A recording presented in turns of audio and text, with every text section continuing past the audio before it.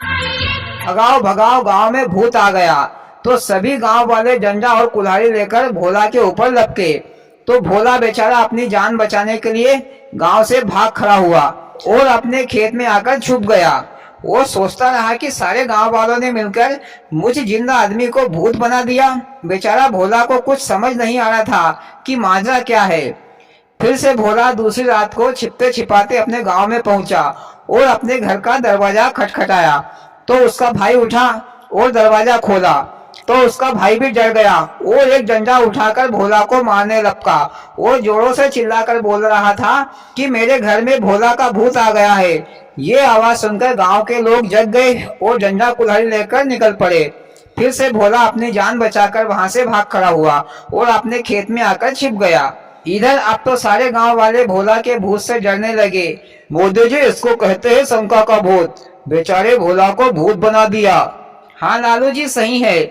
दूसरे दिन भोला का भाई खेत में आया और कहने लगा कि भैया, मैं तुम्हारी आत्मा की शांति के लिए गांव वालों को पंगत करवा रहा हूँ, पर तुम हमारा पीछा छोड़ दो।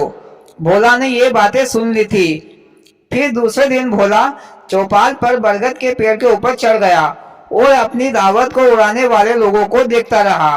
दावत में खूब पकवान बनाए गए थे, लड्डू, बर्फी, जलेबी, पेड़ा आदि। गांव के सभी लोग दावत उड़ा रहे थे, पर भोला झाड़ पर बैठा देखता ही रह गया। भोला झाड़ के ऊपर से बैठकर देख रहा था कि कौन सा रिश्तेदार दावत में नहीं आया है। दावत में बड़ी बहन का ससुर नहीं आया हुआ था। तो भोला दूसरे दिन अपने समधी के घर गया। तो भोला के समधी ने भोला की आव भगत की, भोजन पानी खिलाया पिलाया। फिर भोला ने अपने समधी को सारी बात बता दी। फिर भोला और समधी दोनों भोला के घर आए और भोला के घर वालों को सारी सच्चाई बताई। तब भोला के भाई ने भोला से माफी मांगी और सारे गांव वालों ने भी भोला से माफी मांगी। फिर भोला ने कहा कि भैया हो, बिना सोचे समझे कोई भी फैसला नहीं लेना चाहिए। पहले सच्चाई जानो, फिर दोष लगाओ। इस तरह भैया एक जिंदा भोला का भूत बन गया और कहानी खत्म।